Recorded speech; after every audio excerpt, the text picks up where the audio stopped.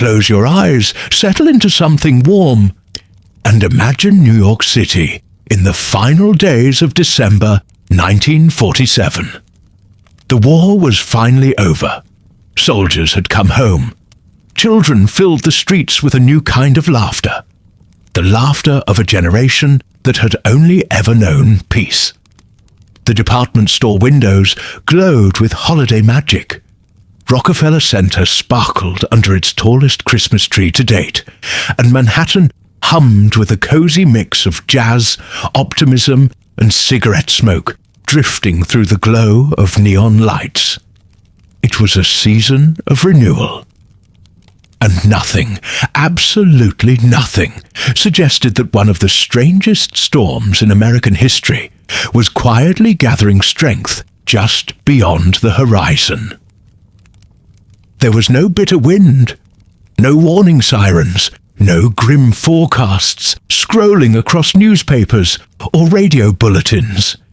Just an ordinary winter evening settling over the city as families finished their Christmas leftovers. Children played with brand new toys, and workers returned to their routines after the holiday. The weather report called for flurries, the kind New Yorkers hardly notice. Something gentle, something brief, something forgettable. But the atmosphere above the East Coast was quietly weaving together a tapestry of cold inland air and warm Atlantic moisture, forming a storm system unlike anything the city had seen before. And when it finally arrived, it didn't roar. It whispered. It didn't blow in with howling winds or icy gales. Instead, it fell silently, steadily, relentlessly.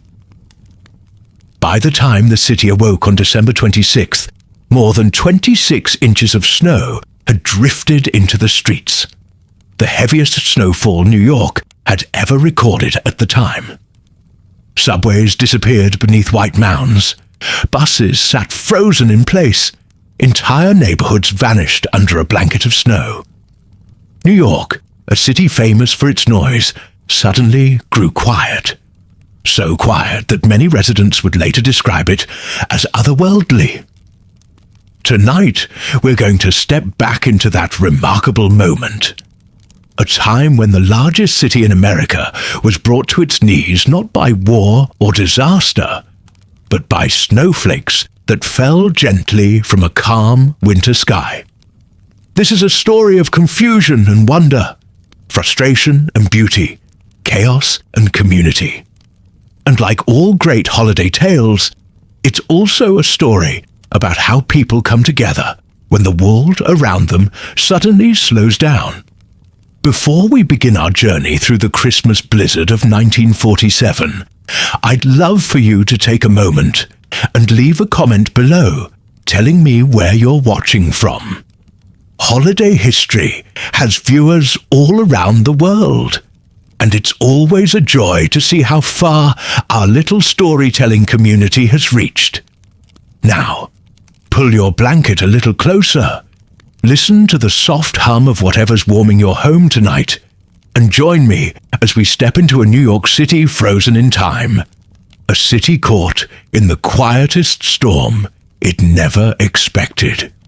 Part 1. A city prepares for Christmas. Before we can fully appreciate the awe and shock of the Christmas blizzard of 1947, we must first step into New York City exactly as it was that winter.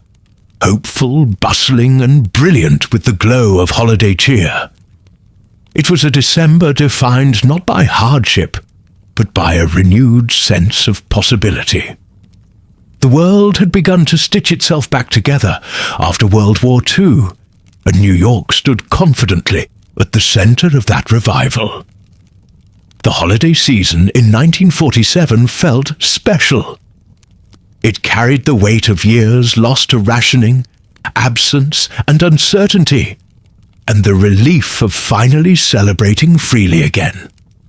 The city's population swelled as families reunited, and soldiers recently returned from overseas mingled with workers in overcoats and children pulled along on wooden sleds. Despite wartime scars, there was a sense that life was returning not only to normal, but to something brighter. Department stores went all out that year. Macy's unveiled towering displays of toy trains, glittering ornaments, and model villages that seemed to glow from within.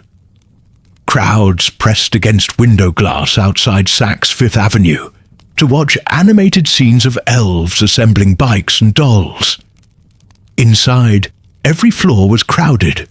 Parents comparing coats, clerks wrapping gifts in crisp red paper, and the sound of string quartets drifting down from balconies. Nearly every corner of Manhattan smelled like Christmas itself.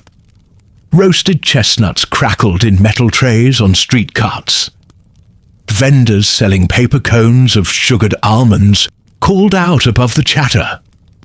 Steam billowed up from manholes, swirling with cold air and forming ghostly wisps that curled between taxis. The streetlights had been decorated with wreaths, red ribbons, and shimmering tinsel that twinkled against the skyline.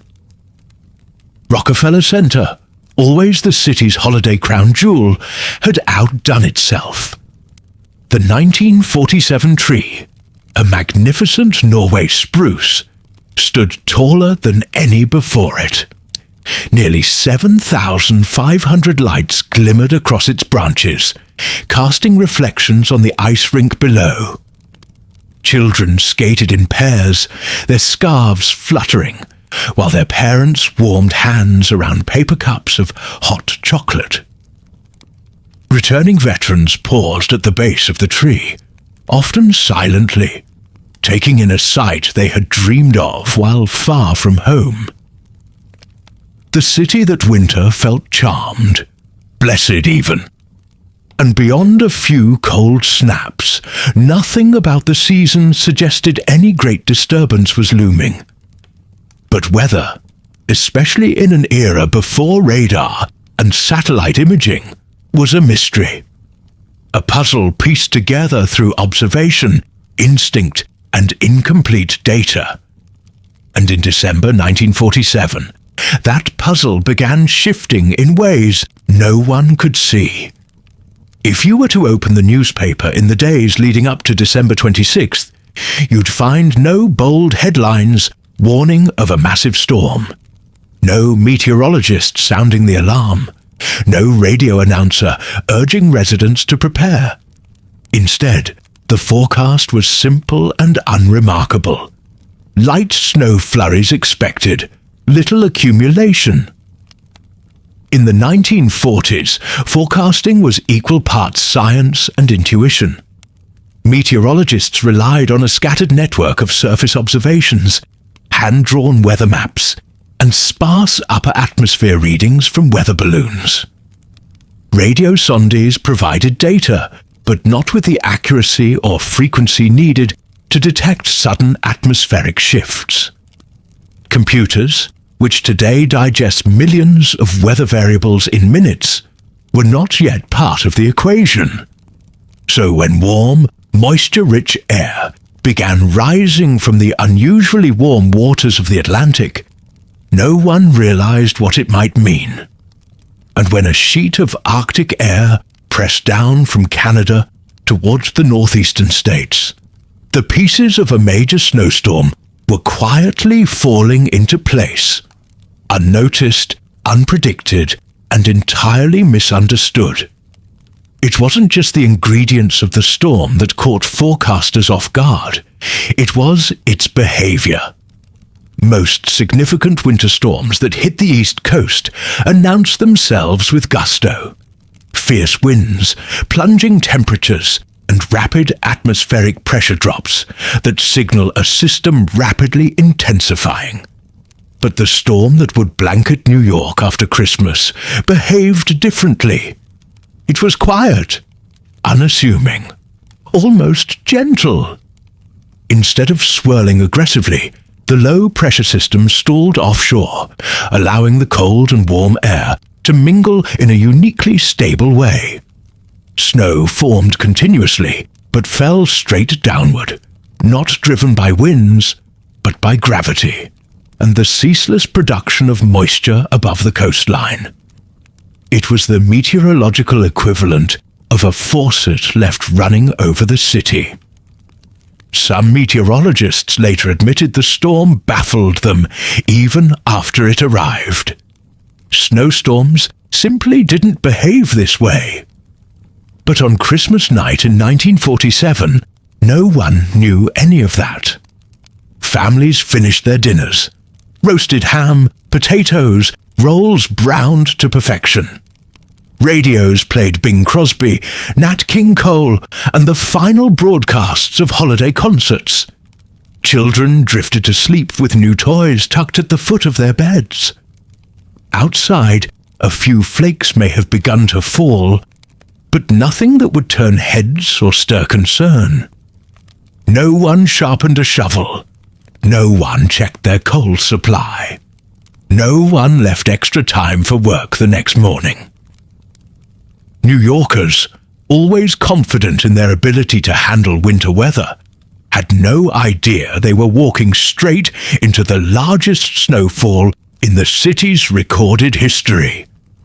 And perhaps that's what makes the story so captivating. The storm didn't just surprise the city, it ambushed it, emerging from the calmest conditions imaginable.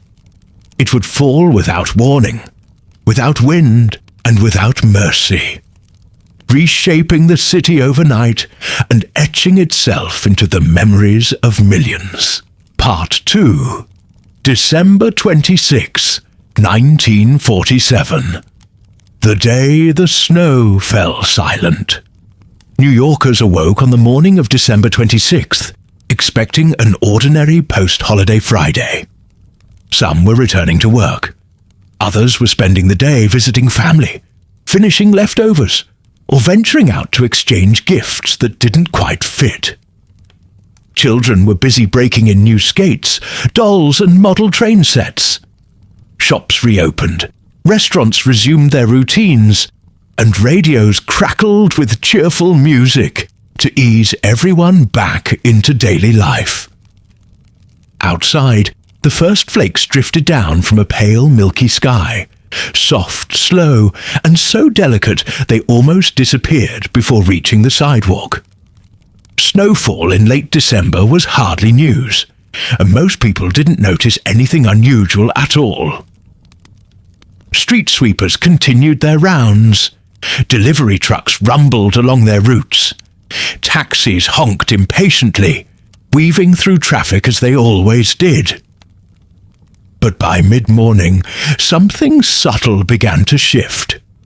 The flurries thickened. The sky grew heavier. The air felt muted, as though the city itself were holding its breath. Had New Yorkers paused long enough to look upward, they might have noticed how the clouds didn't move, how the entire sky hung low and unbroken, like a gigantic grey wool blanket. But life in the city moves quickly, and no one had time to worry about clouds. Around noon, though, the snow deepened enough that people began to take notice. Taxi drivers leaned forward in their seats, squinting to see through the thickening curtain of white. Doormen stepped outside to sweep steps more frequently. Shoppers shook the accumulating flakes from their hats and commented, "It's coming down harder now." Or, did the weather report say anything about this? It hadn't. Still, most residents assumed the storm would pass. But the snow did not pass. It intensified, steadily, silently, and without a hint of wind. What made the Christmas blizzard of 1947 so astonishing wasn't just how much snow fell. It was how it fell. The storm did not behave like a typical nor'easter, those fierce coastal tempests that batter the northeast with wind and sleet. Instead, this storm was calm, eerily calm. By early afternoon, snowflakes were falling so thick that they appeared more like clusters than individual crystals, merging together in soft, heavy bundles that drifted gently to the ground. Visibility shrank. Buildings lost their edges. Parked cars slowly disappeared beneath white humps. And still, there was no wind. Only a quiet, relentless descent of snow. People stopped on sidewalks to marvel at it.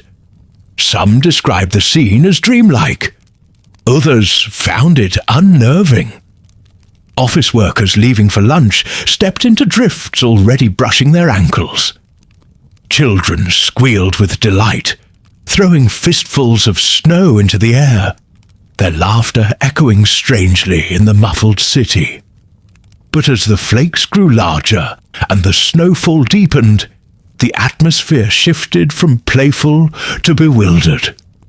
By late afternoon, it became clear that this was no flurry. Streetcars struggled to move their wheels through the thickening blanket. Buses skidded or stalled. Subways, usually reliable, began experiencing delays as snow clogged station stairways and entrances. People who had expected to run errands quickly found themselves trapped in a slow-motion storm that showed no signs of stopping. Many office workers who slipped out for lunch returned soaked and stunned, brushing inches of snow from their coats as if they'd walked through a blizzard, though no one dared call it that yet. After all, blizzards have wind. This storm had none. The silence of it became the signature. No gusts, no icy bite, just a curtain of white falling endlessly from a sky that refused to move. Meteorologists would later look back at the Christmas blizzard of 1947 with astonishment. What occurred over New York was the perfect blend of rare atmospheric quirks, conditions that aligned with near mathematical precision. Three elements formed the backbone of this once-in-a-century event. December 1947 followed a period of warmer-than-normal sea surface temperatures along the East Coast. This created an enormous reservoir of moisture evaporating into the atmosphere, the raw material for snow. At the same time, extremely cold air had pushed down from Canada, forming a dense barrier across the northeast. This provided the perfect environment for moisture to freeze into heavy snowflakes. Most storms sweep through quickly, carried by jet streams and shifting winds. But this system stalled off the coast, unmoving, unwavering, and almost perfectly balanced between warm and cold air. The result? A snowfall engine parked directly over New York City. Hour after hour, new moisture condensed into snow and drifted gently to the ground. Because there was so little wind, the snow didn't blow away. It stacked upward. This is why the city accumulated more than 26 inches of snow, even though wind speeds rarely rose above a light breeze. Snow fell with the quiet persistence of sand filling an hourglass. If the storm had been windy, much of that snow would have blown down the coast or scattered across the region. Instead, it settled, and settled, and settled. Even as the snowfall reached alarming levels, there was disbelief. Residents assumed the storm must be nearing its end. Radio stations continued to report moderate snow. Some people even assumed the worst had already passed, unaware that the heaviest snowfall was yet to come during the very hours they walked home.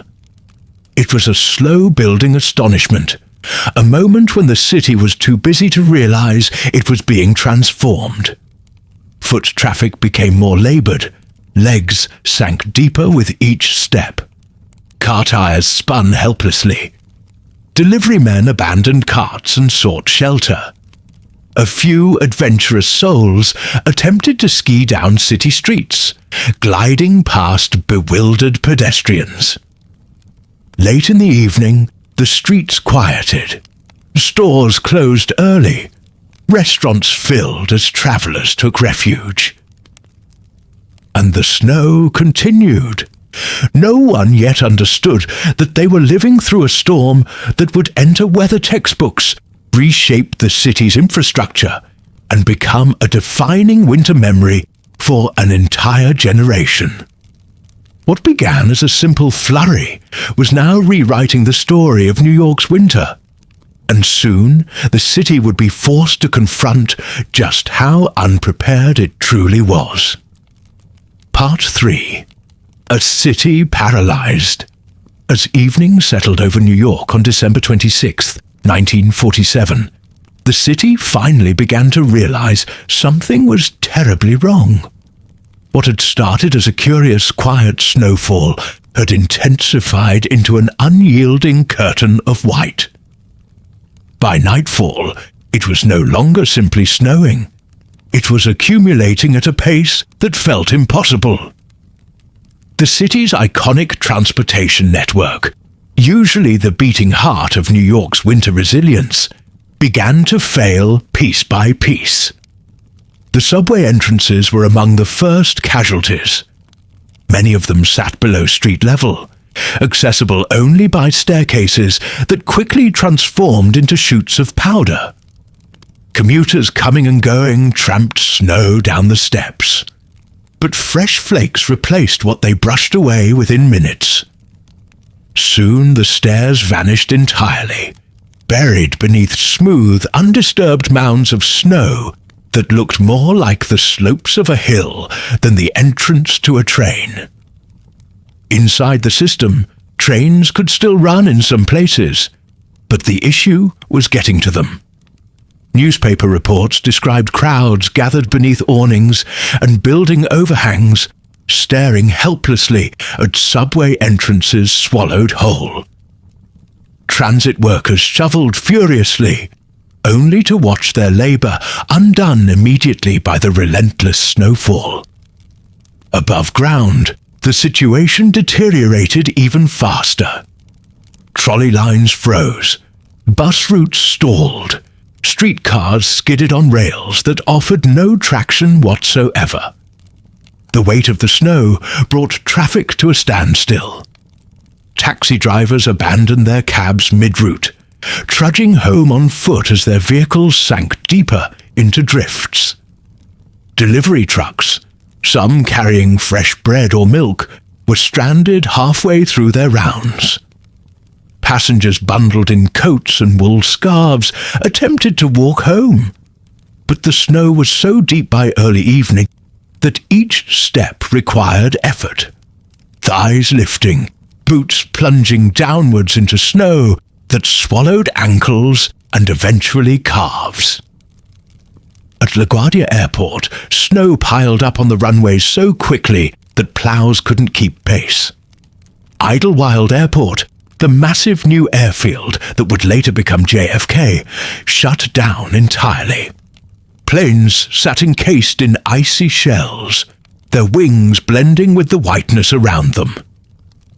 The storm's gentle stillness made it impossible to judge distance. The world felt swallowed by softness. For a city accustomed to noise, motion, and endless activity, this immobilization was surreal. New York had seen storms before, but none like this. The transportation collapse rippled instantly into the daily lives of millions, and the emotional landscape of the city shifted with it. Inside Manhattan's towering office buildings, workers who had expected to leave at 5 o'clock found themselves staring down at streets blanketed in white. Some delayed their departure, hoping the snowfall would slow. Others ventured out immediately and regretted it within moments. The drifts grew so high, so fast, that sidewalks became indistinguishable from the roads. People waded through snow that reached to their knees in places. Women clutched handbags tightly to their chests as they pushed forward, skirts dampened by melting snow. Men bent their necks downward, shoulders hunched as flakes gathered on hats and coat collars. Couples linked arms to keep their balance. Children, at first delighted, soon found themselves exhausted by the effort required to walk. And yet, despite the difficulty, there was beauty there, a strange and captivating beauty that many would later recall with clarity. A hush fell over the city. New York, the place famous for honking horns, rattling subway cars, and hurried footsteps, seemed almost enchanted. The snow-absorbed sound. Even the normally busy avenues felt like quiet side streets. People could hear their own breaths, their own boots crunching softly beneath the powder. One woman later wrote that she had never heard silence like that before. A silence so complete it felt as if the world had paused. Inside train stations, the scene was even more unusual. Travelers found themselves stranded, unable to move on to the next stop or make their way home. Grand Central and Penn Station filled not with commuters rushing to platforms, but with people sitting on luggage, wrapped in coats, sipping coffee from paper cups as they waited for updates that never came. Some slept on benches. Others spread newspapers on the floor and curled up the best they could. Department stores extended their hours, not to sell more goods, but to shelter people. Clerks handed out blankets or guided families to quiet corners where they could rest. Cafes and bakeries stayed open late, offering hot drinks and soup to those caught in the storm. As night fell, hundreds of New Yorkers found themselves sleeping in the places they never expected. Hotel lobbies, subway platforms, firehouses, and even inside churches. For children, the blizzard became a holiday miracle. Schools were closed. Streets became playgrounds. Snowbanks towered above them like fortresses waiting to be carved. Some dragged sleds down the middle of Fifth Avenue. Others built snowmen in the shadows of skyscrapers. But for adults, particularly those responsible for keeping the city running, the blizzard brought frustration, exhaustion, and confusion. The snow seemed endless, each hour adding inches to what was already overwhelming. And still, the sky offered no wind, no stormy roar, no warning. Just a constant whisper of flakes drifting down by the millions. New York's sanitation and public works departments faced one of the greatest challenges in the city's history. And they faced it utterly unprepared. Snow removal in the 1940s relied heavily on manpower and equipment designed for typical winter storms. There were plows, but not enough of them. There were workers, but not nearly enough to clear snow falling at such extraordinary rates. The quiet nature of the storm worked against them. There was no dramatic wind to alert crews to danger, no fierce pelting to signal urgency. By the time officials realized the scale of what was happening, the snow was already too deep for many trucks to maneuver. Throughout the evening and into the night, teams worked around the clock, shoveling, plowing, and hauling snow away in dump trucks. But the drifts grew faster than they could be cleared. Streets that had been plowed once vanished again within hours. By the end of the storm, New York was buried under more than 26 inches of snow, the highest total in the city's recorded history at that time. Some areas saw drifts as deep as 4 or 5 feet, especially where the wind, minimal though it was, had pushed snow off flat rooftops or between buildings. Hospitals struggled to transport patients. Police redirected traffic that no longer existed. Firefighters trudged through drifts to answer calls that took twice as long to reach. But it wasn't all chaos. Something else emerged that night. Something distinctly human. Neighbors shoveled together. People stopped to help strangers push cars or find lost gloves beneath the snow. Children brought hot drinks to workers. And slowly, the city began adapting to its new snow-covered reality. The storm was not finished yet, but New York, ever resilient, began the long process of facing it. Part 4. Stories from the Blizzard.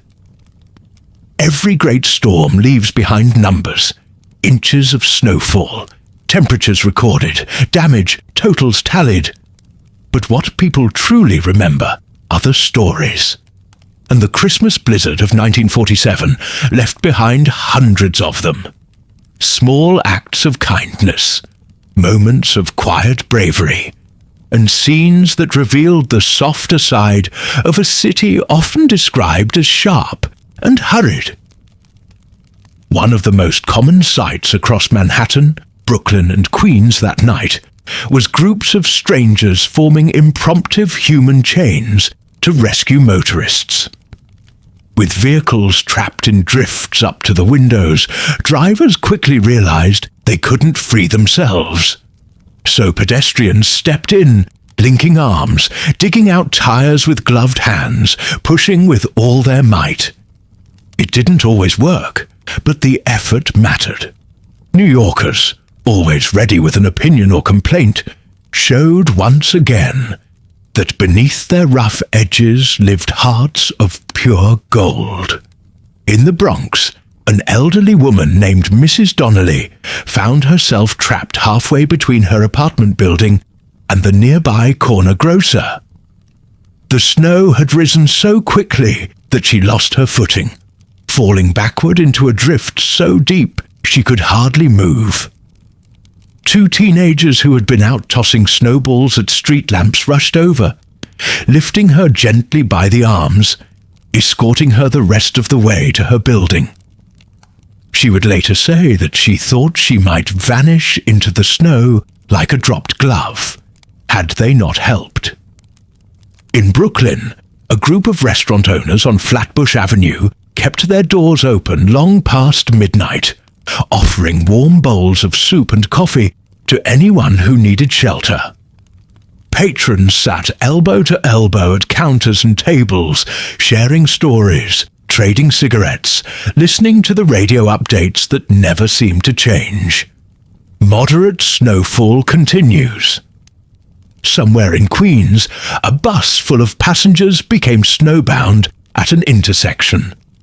With no way to move the vehicle, the driver allowed the riders to remain aboard, keeping the heater running as long as he could. Local residents soon noticed the stranded bus and emerged from their homes carrying blankets, extra coats, and even homemade cookies left over from Christmas gatherings. They guided the passengers into their houses, where they spent the night sleeping on couches, chairs, and open floors. The next morning, several of the stranded stragglers helped shovel driveways before returning home. What makes these stories magical is how ordinary they were for the people who lived them. No one thought of themselves as heroes. They simply acted because the city had slowed enough for people to truly see one another. Something storms, ironically, make possible. The blizzard brought out generosity, but it also brought logistical chaos. New York's complex commercial infrastructure began to buckle almost immediately. Milk trucks, which normally delivered daily to neighborhoods across the boroughs, were among the hardest hit. Many could not leave their depots at all. Others made it only a few blocks before the wheels sank and spun helplessly.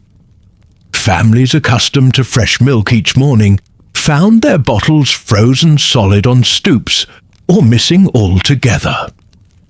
Some children would later remember the storm as the week without milk, a small but memorable disruption in the rhythm of life. Grocery stores experienced shortages, not because supplies were gone, but because the goods simply couldn't be moved. Bread sat in bakeries that were only a mile or two away, unreachable because delivery trucks were stuck under mounds of snow. Produce spoiled in storage. Butchers, who normally received several shipments a day, worked with whatever they had left from Christmas Eve. Newspapers struggled too. For the first time in years, many New Yorkers did not receive their morning or evening editions. Trucks couldn't navigate the slippery streets, and paperboys were physically unable to pull their wagons through the drifts. Those who did deliver often tossed papers onto randomly chosen porches or windowsills because the addresses were buried beneath snow. Yet, even amid this disruption, commerce found its creativity. Some shop owners shoveled narrow paths from their front doors to the street, placing lanterns or candles in the windows to signal they were open. A few even painted signs on cardboard reading, "Coffee inside, warm soup," or "bread available while it lasts." Passers-by would duck in, leaving trails of melting snow across wooden floors. Several department stores, particularly Macy's and Gimbel's, became hubs of temporary refuge. Once managers realized the scale of the crisis, they allowed people to spend the night inside. Employees brought out blankets from stockrooms. Display beds, arranged in beautiful Christmas scenes, were stripped of their linens and used as makeshift resting spots. Grown adults curled up under quilts in the bedding department, while children slept in the toy aisles, nestled between dolls and teddy bears. For one night, the great commercial giants of New York became warm shelters lit by dimmed holiday lights. Meanwhile, restaurants improvised with the ingredients they had on hand. Patrons ate unusual combinations: vegetable ragouts made of leftovers, sandwiches assembled from whatever meats were still in the icebox. And yet, nearly everyone remembered the food fondly. Perhaps it wasn't gourmet, but it was warm, comforting, and shared with strangers who quickly felt like friends. Because the storm arrived immediately after Christmas Day, its impact rippled through countless family celebrations, turning ordinary gatherings into legendary stories told for generations. Some families were separated on Christmas night and had to wait days to reunite. Others found themselves unexpectedly snowed in together, a forced extension of their holiday festivities. At first, this caused frustration. People worried about work, appointments, obligations. But as the hours turned into a full day, and then into two, something softened. Families that rarely spent more than a few hours together found themselves playing cards late into the night, telling stories, singing carols, and sharing leftovers by candlelight. Some joked that it felt like Christmas had been paused, held in the air by the falling snow. In Brownsville, a family who'd hosted cousins from New Jersey watched their guests settle in for what became a 3-night stay. The children built forts inside, using blankets draped over chairs, while adults gathered around radios, discussing the storm while sipping mulled wine. In Harlem, a struggling jazz bar saw one of its most memorable evenings. Musicians who couldn't travel home stayed at the club, playing impromptu sets as the snowfall glittered outside the windows. Patrons, stranded themselves, stayed deep into the night, listening to music that blended warmth with melancholy. Some would say that Harlem never sounded sweeter than it did that night. And in Manhattan, a young couple delivering Christmas leftovers to a neighbor became stranded in the hallway when their apartment door froze shut from snow packed against it. Their neighbors invited them inside, and the group spent the night telling stories until sunrise. Years later, those same two neighbors would stand beside that couple as godparents to their first child. These stories, simple yet profound, are the true heart of the blizzard of 1947. They remind us that while nature may humble us, it also nudges us toward connection, toward a shared humanity that shines brightest when the world grows quiet. Part 5. The Aftermath. When the snow finally stopped, New Yorkers emerged into a world transformed. A landscape so unrecognizable that many described it as stepping into a dream. Buildings that had stood proudly above the streets now seemed shorter, softened by heavy blankets of white. Cars appeared only as smooth humps. Fire hydrants, lampposts, and stair railings disappeared completely.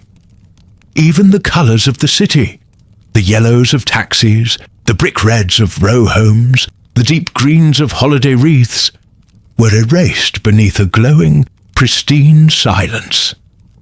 But beneath that beauty lay a monumental challenge. New York had to dig itself out. The work began immediately, though no one was fully prepared for what they faced. Sanitation crews, exhausted after shoveling all night, were met by snowdrifts taller than men. Many trucks had frozen in place, their engines encased in ice. Others lacked the power to push through even the smallest side streets. Crews turned to shovels and sheer determination. The scale of the task was staggering. More than 26 inches of snow had blanketed the city, but drifts climbed as high as 6 feet in some neighborhoods. Snowplows created mountains of snow at intersections, narrowing streets that were already nearly impassable. City officials declared an emergency as thousands of workers, from sanitation to police to fire departments, were redirected into snow-clearing efforts. Schools shut down. Businesses delayed reopening. Many residents found themselves completely unable to leave their homes because their front doors were frozen shut behind packed snow. At times, it felt less like clearing a storm and more like excavating a buried city. The storm's severity soon required help from outside the municipal workforce. The U.S. Army deployed troops and heavy machinery, typically reserved for military construction efforts.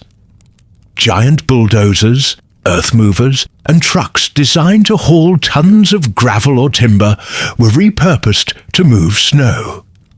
Photographs from the time show soldiers trudging through white drifts, their boots disappearing beneath the powder as they operated massive plows and loaders.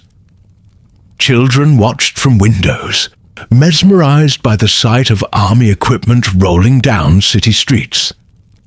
The snow was so heavy, so deep, and so persistent that traditional plowing methods became useless. Instead, workers had to scoop the snow up, dump it into trucks, and haul the loads to designated dumping sites along the rivers. Throughout the days that followed, a steady parade of dump trucks lined the edges of Manhattan's piers. They backed up to the waterfront, raised their beds, and sent cascades of white tumbling into the icy currents below. It was a strangely mesmerizing sight, mountains of snow dissolving into the dark river, steam rising where the icy piles met the water. People gathered to watch in awe. The piles were so enormous that water lapped up against the wharves, as if the rivers themselves were reacting to the storm. Cleanup continued day and night. For many, the sound of engines scraping metal and distant shouts became the soundtrack of the week between Christmas and New Year's. Slowly, painfully slowly, the city began to reappear. As New York dug itself out from the blizzard, the full scope of its impact came into focus. The storm wasn't just a winter inconvenience. It reshaped the city's infrastructure, economy, and emergency preparedness, much in the same way that later storms, like the blizzard of 1888 or the famous 2010 Snowmageddon, would do in their eras. Businesses lost millions of dollars in frozen commerce. Transportation halts prevented goods from reaching stores. Factories experienced shutdowns that rippled through production schedules for weeks. But interestingly, some industries benefited. Hardware stores sold out of shovels, kerosene, and heavy boots. Cafes and diners experienced record crowds as people sought warmth and shelter. Some hotels reported the highest post-Christmas occupancy of the decade. There was a strange mixture of hardship and opportunity, as is often the case in natural disasters. Perhaps the greatest long-term consequence came in the field of weather forecasting. The Christmas blizzard of 1947 was the storm that embarrassed meteorologists nationwide. How could a system so large and so historic sneak up on the most densely populated city in America? In the months that followed, meteorological research intensified. Funding increased for new weather instruments. Atmospheric scientists studied the blizzard's formation in detail, attempting to understand its unique stall and snowfall pattern. The event became a case study in meteorology programs for years, illustrating how warm ocean systems and Arctic air could combine into devastating storms without traditional warning signs. If the blizzard had a silver lining, it was the scientific progress that grew out of it. New York's officials realized quickly that the city's snow removal strategy had been outdated. As a result, more plows were purchased, snow dumping sites were expanded, emergency protocols were clarified, snow maps for priority routes were redesigned. The storm essentially forced a modernization of winter preparedness. Before 1947, snowstorms were often regarded as charming inconveniences, something that delayed travel, created picturesque scenes, and gave schoolchildren a day off. But after 1947, New York began to understand the true power of a winter storm. Snow was no longer quaint. It was a force that could halt the city that never sleeps. Ask any New Yorker who lived through the blizzard, and they'll tell you. The memory stayed with them forever. Some remembered the fear, the uncertainty of how long the snow would last. Others remembered the beauty, the glowing street lamps, the muffled quiet, the feeling of walking through a city turned into a fairy tale. Many remembered the kindness, neighbors sharing food, strangers helping strangers, families bonding during unexpected days together. The Christmas blizzard of 1947 became more than a weather event. It became a story people passed down through families, told during winter evenings, recalled whenever snow began to fall. It was the storm that humbled New York. And and in a small way, united it.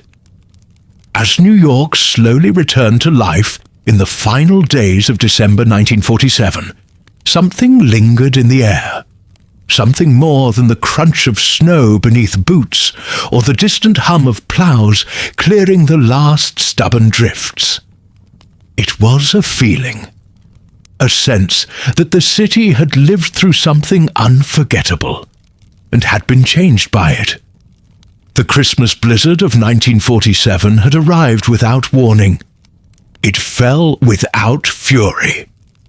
It transformed the world not through violence, but through quiet persistence. A reminder that not all powerful forces roar. Some whisper.